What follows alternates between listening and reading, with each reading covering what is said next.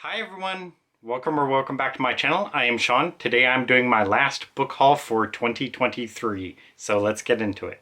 First, unless I say otherwise, I think all of these books are on the top 1000 list, 1000 books to read before you die by James Mustich, unless I say otherwise. First is Erskine Childers, The Riddle of the Sands. I do not know anything whatsoever about this book. Next is Betty McDonald, Anybody Can Do Anything. Something that's cool about this one is there's a signed book by her at the bookstore, but I didn't get it because I think it was priced like 80 bucks, maybe 100 bucks. I don't know. I think it's maybe 80. But for an author, I don't know. I'm kind of like, well, I don't really want to pay that much, but anyway, so I got this book just to see if I like it at all, because this is her book that's on the top 1000 list. The other one is not. So I plan to read this one. If I like it at all, or if I find out the author is really prominent, then I may go back and get the signed book. But for now, I just got the unsigned book that's on the top 1000 list. Again, I do not know anything about it or the author. Next is Dante, The Divine Comedy, Part 3, Paradise. So I have the first two books, and the whole series is part of the top 1000 list. Next, just got this one yesterday, not enthusiastic about it at all, but Ernest Hemingway, In Our Time. So I think I've read two Ernest Hemingway books. The one with World War One, I forget what it is. Oh, A Farewell to Arms, and then I read another of his books, something about the sea. Is it The Captain or The Sea or something? The Old Man in the Sea. I didn't like either of them. I just do not like Ernest Hemingway. I think he's grossly overrated. So not enthusiastic about it at all. It is a real short book, which is good, but I do not really plan on reading any Hemingway after this. Just nothing I've read by him has even impressed me in the least. So just an author I do not like. Next, also got it yesterday, Mutiny on the Bounty by Charles Nordhoff and James Norman Hall. I think I saw the movie years and years back in high school, I want to say. I don't know. Maybe I saw it outside of high school.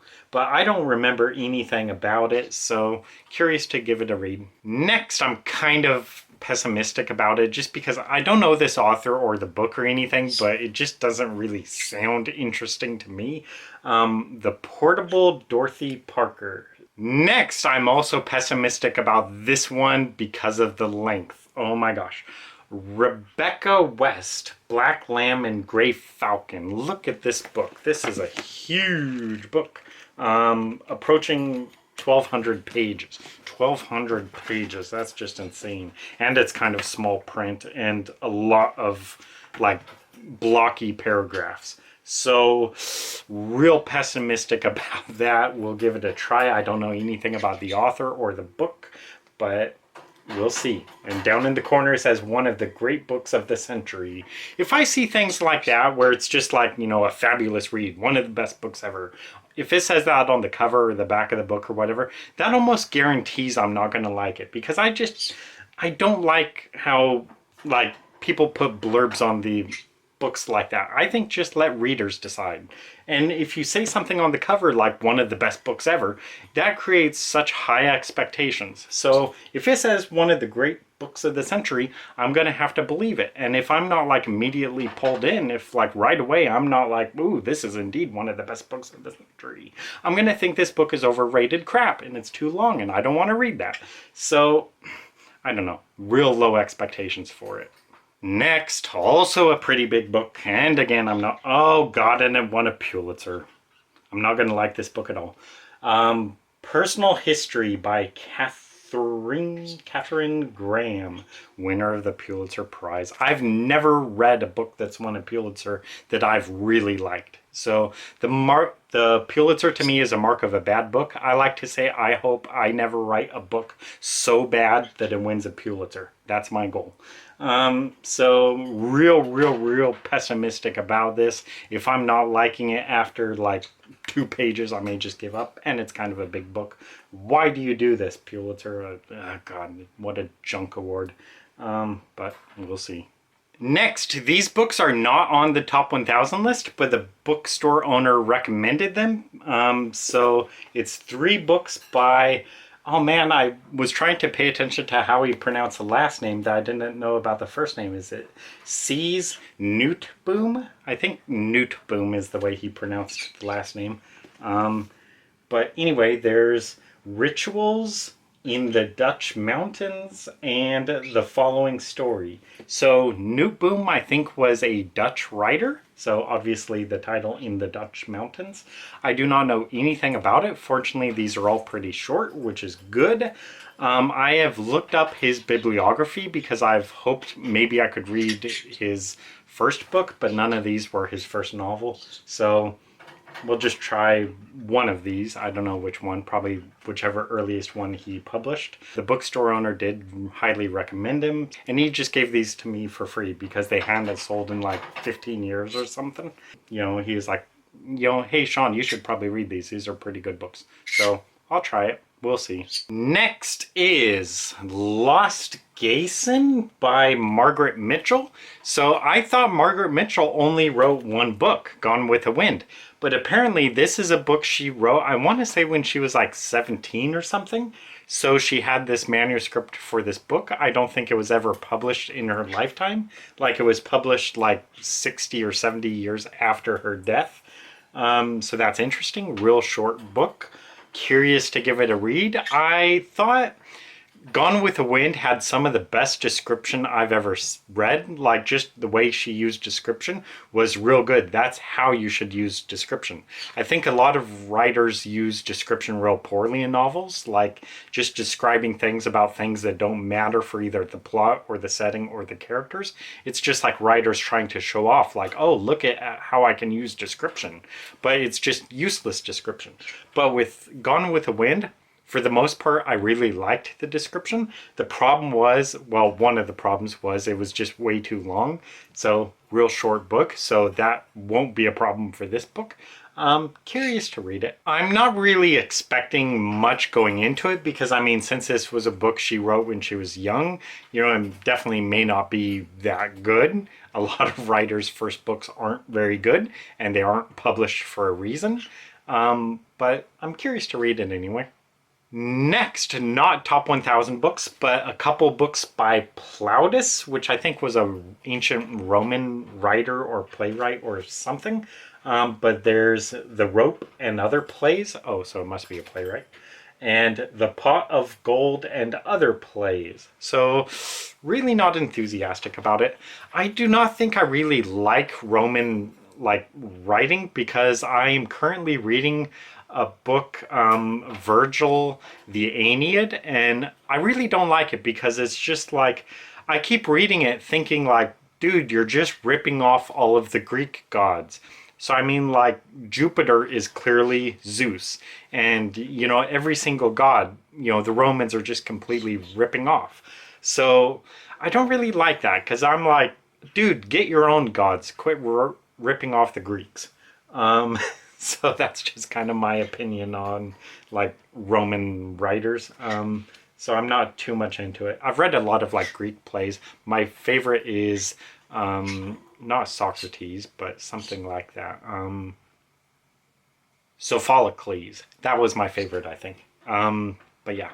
Next is The Feast of Love by Charles Baxter. Do not know anything about it whatsoever. Never heard of the book or the author, but it is a top 1000 book. Next is A Fortunate Man, The Story of a Country Doctor by John Berger. Next, I do not actually know anything about this book or author, but I've just seen the title for quite a while, and also because it's a top 1000 book, and I just really like the title, so I think the title has a lot of promise. So we'll see how it goes, but it is The Man Without Qualities by Robert Musil. Next, I think it's kind of a collection of poetry. Not a fan of that at all, but it's Four Quartets by T.S. Eliot. So T.S. Eliot, I think, was the actual Lawrence of Arabia. Next is Narrative of the Life of Frederick Douglass, an American slave, written by himself. Next is The Immense Journey by Lauren Isley. Do not know anything about it or the author. The subtitle says an imaginative naturalist bird explores the mysteries of man and nature. That kind of sounds boring. Next, do not know anything about it whatsoever, is Spartina by John Casey, winner of the National Book Award. I thought I was going to say the Pulitzer. Next, this is an author I've seen several of his books on the shelves, and this is one, I think, of his books on the top 1,000 list. The First Man by Albert Camus, his final work. I am really pessimistic about this next one because I do not like really anything dealing with like true crime stuff or just crime stuff or courtroom stuff or legal stuff or whatever. But it's In Cold Blood by Truman Capote. Next is P.J. Kavanaugh, The Perfect Stranger. Do not know anything about this book whatsoever. Next is A Place of Greater Safety by Hilary Mantel. Bird. Stephen Baxter, Vacuum Diagrams. So I am not a fan of science fiction at all. We'll see how it goes. Next, I got this for only one of the books in this collection, but it's Great Short Works by Henry James. So the one that's on the top 1,000 list is the Aspirin Papers. And as soon as I mentioned that to the bookstore owner, he was like, yes, that is a great book. Or short stories, or I don't know what it is. So that is the one I got this book for. We'll see how it goes. I've never read anything by Henry James. I also have another of his books on the top 1,000 list, The Portrait of a Lady. So I don't know which one I'll start out with. We'll see. This one I almost crossed off my list, like just utterly refusing it. And it's J.M. Coetzee, Life and Times of Michael Kay. And real short book. But the reason I considered not reading this at all is because every single one of his books, there was probably 15 books by him at the bookstore, and every single one of them had something like winner of the Booker Prize or whatever, winner of the Booker Prize on every single one of his books. And I think that's kind of deceptive in a way, because if you pick up any one of his books and it has winner of the Booker Prize, you may think, oh, this book won a Booker Prize, when it's not the book that won the Booker Prize, it's just the author did. And as a result, from then on, every single one of his books, winner of the Booker Prize, winner of the Booker Prize, winner of the Booker Prize. Those books all did not win the Booker Prize. So I just think that's kind of false advertising in a way. And that's also something I don't like about award-winning authors, is if you're a best-selling author, or you win a Pulitzer, or you win a Booker Prize or whatever, from then on, all these writers are best-selling author so-and-so, winner of the Pulitzer Prize so-and-so. For every single website they have, all of their books, whatever, bird. I just don't really like that. I think that's just arrogant and just trying to cling to this title, and I don't know. So it really frustrated me that every single one of his books had winner of the Booker Prize stamped on the fronts. So real pessimistic about it. I really don't want to like this at all. So I plan to just start it, and if there's anything I don't like about it, I will happily DNF it and never read anything else by him again. Just inherently, I do not like this author because he does that. Next is The Golden Notebook by Doris Lessing. Probably small print. Yeah, kind of small print. So we'll see how it goes.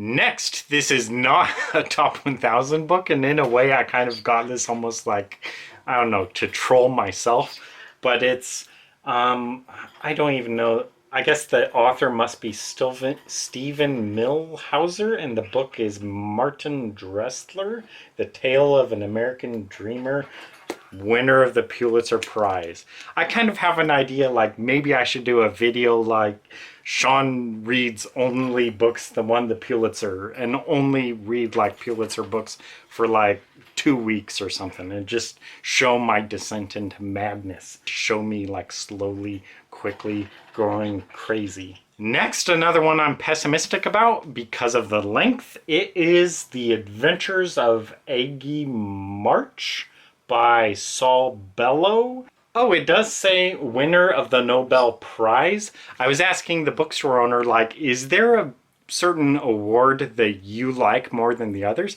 Because I was curious, like, does he like Pulitzers? Does he like Booker Prizes or whatever?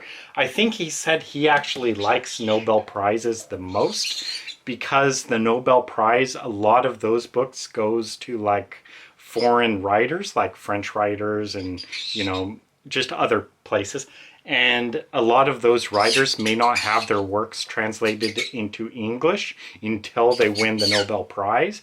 But once they win the Nobel Prize, their books start getting translated into English. And then he is able to discover these actual really good writers. So that is why he actually likes the Nobel Prize. The other books the other awards like the Booker Prize and the Pulitzer, they usually just award it to American or English writers, I think. So you don't really discover much. Those writers are already known. But the Nobel Prize, it's a good way to introduce English readers to all these other great writers from around the world. So he really likes the Nobel Prize. He is also a big fan of Bob Dylan, and he thinks it's pretty hilarious in a way that Bob Dylan won a Nobel Prize before some real prominent authors. So he thought it's kind of funny, writers their whole life, their whole career, trying to win a Nobel Prize, and then Bob Dylan wins it. So he thought that was just kind of funny.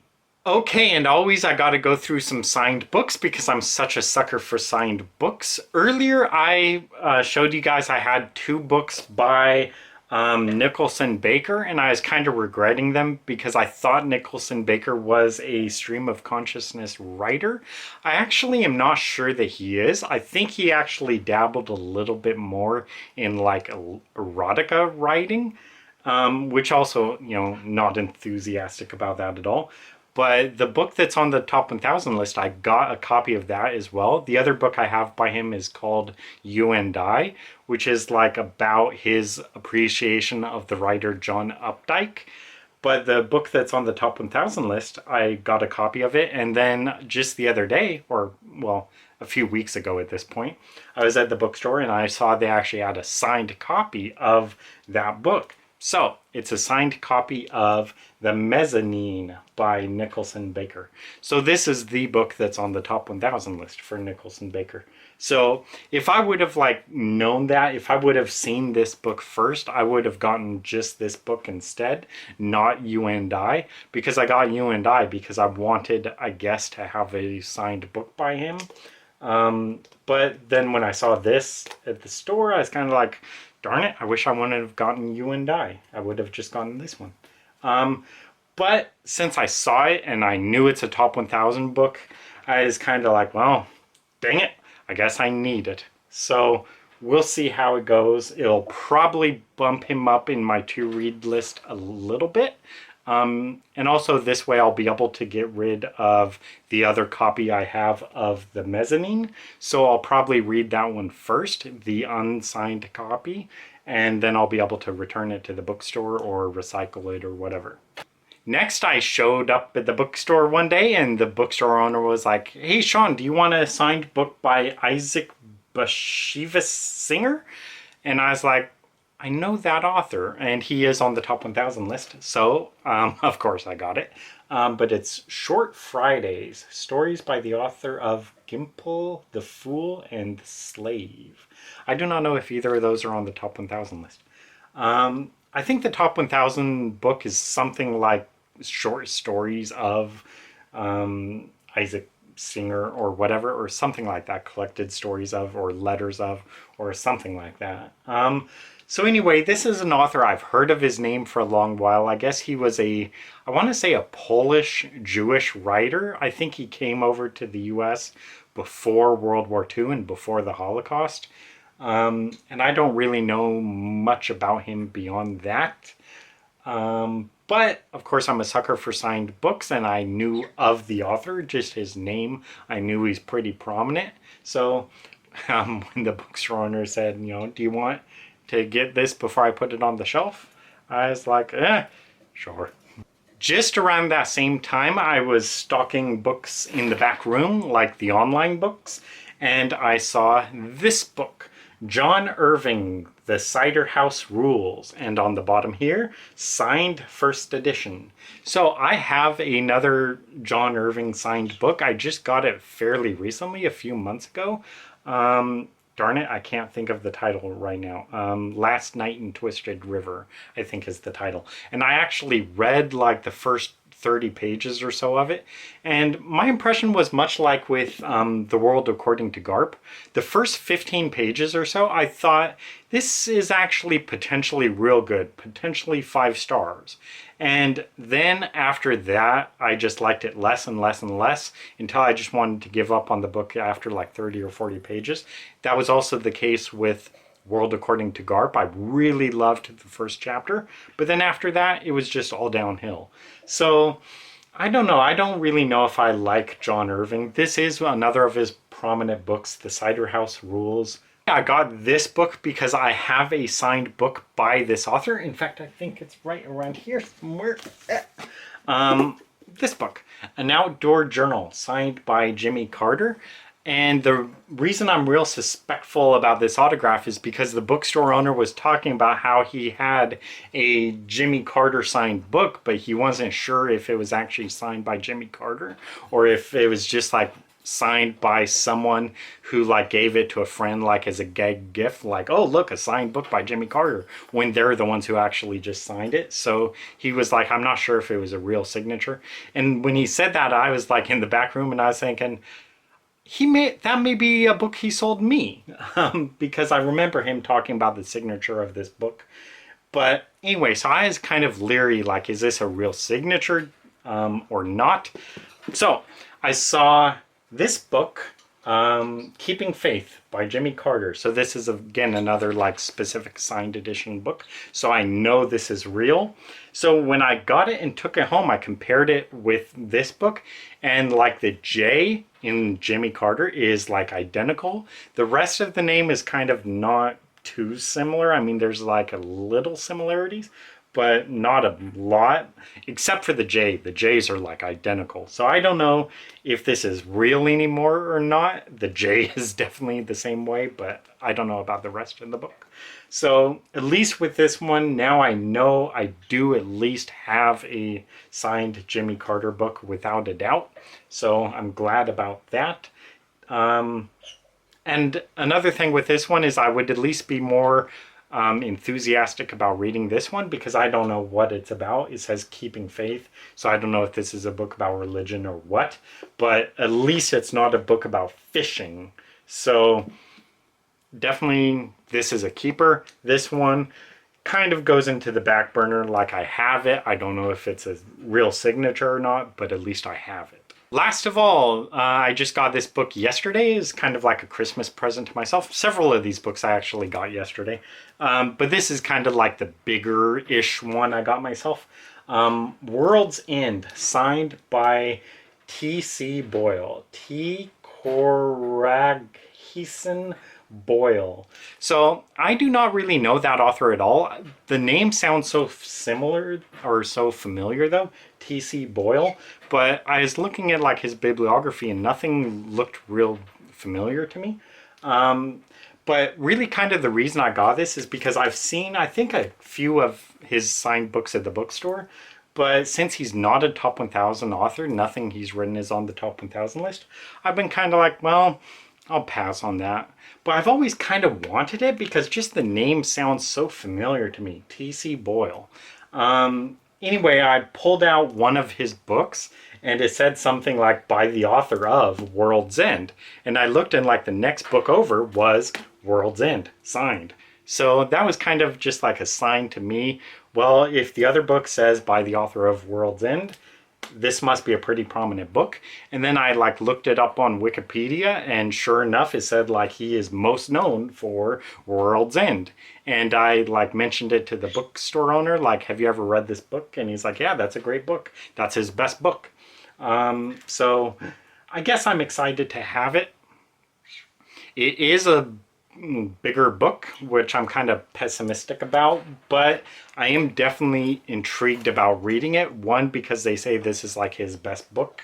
I think the owner said it's a masterpiece, so we'll see. And also I love that it's signed. I'm a sucker for signed books. So I do not want to have a signed copy of a sucky book by a sucky writer. I want to have a signed copy of a phenomenal book. So I am hoping this is great. So I don't know, this may go on to my 24 books to read in 2024.